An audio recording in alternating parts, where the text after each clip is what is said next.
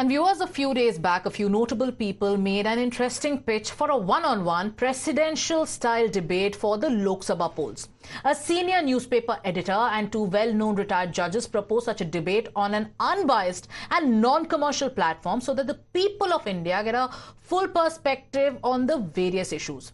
For this purpose, they wrote to the Prime Minister and also to Rahul Gandhi, inviting both the leaders.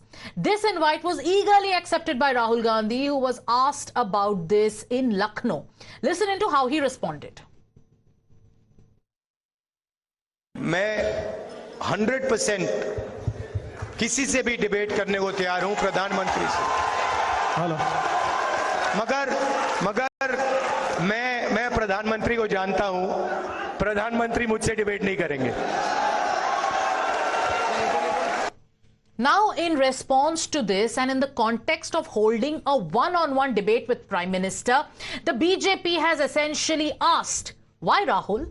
Who's Rahul? Smriti Irani also asked why a person who doesn't have the courage to face an ordinary BJP karyakarta like her should feel himself entitled to a debate against Prime Minister Modi, and whether he has now declared himself as INDIA's prime ministerial face. Listen in. जिस व्यक्ति में इतनी हिम्मत नहीं कि वो Bharatiya Janata party के एक सामान्य कार्यकर्ता से अपने सो कॉल्ड गढ़ में चुनाव लड़ सके, वो डींगे ना ही हाके तो बेहतर। लेकिन प्रधानमंत्री मोदी के साथ समतल एक समकक्ष बात करने वाले व्यक्ति से मैं पूछना चाहती हूँ, क्या वो इंडी गठबंधन के प्रधानमंत्री के उम्मीदवार हैं? राहुल गांधी एक सांसद हैं, वह लीडर कांग्रेस के अध्यक्ष भी नहीं है, वह इंडी अलायंस के प्रधानमंत्री के कैंडिडेट भी नहीं है। सांसद के नाते से उन्हें डिबेट करनी है तो हमारे पास एक लंबी लिस्ट है, किसी भी हमारे सांसद के साथ डिबेट कर सकते हैं, चाहे वो एस औलुवालिया साहब हों, चाहे वो सुधांशु त्रिवेदी हों। हमारे पास बहुत लंबी लिस्ट है जिनके साथ जाकर वो डिबेट कर सकते हैं अगर उनकी इच्छा हो तो। Now with this, did Rahul Gandhi go ahead and declare himself as the prime ministerial face of the INDIA bloc? Prime Minister Narendra Modi too alluded to this challenge while attacking the Congress party during his rally in Odisha. Prime Minister Modi highlighted that the grand old party won't win enough seats to be the main opposition party.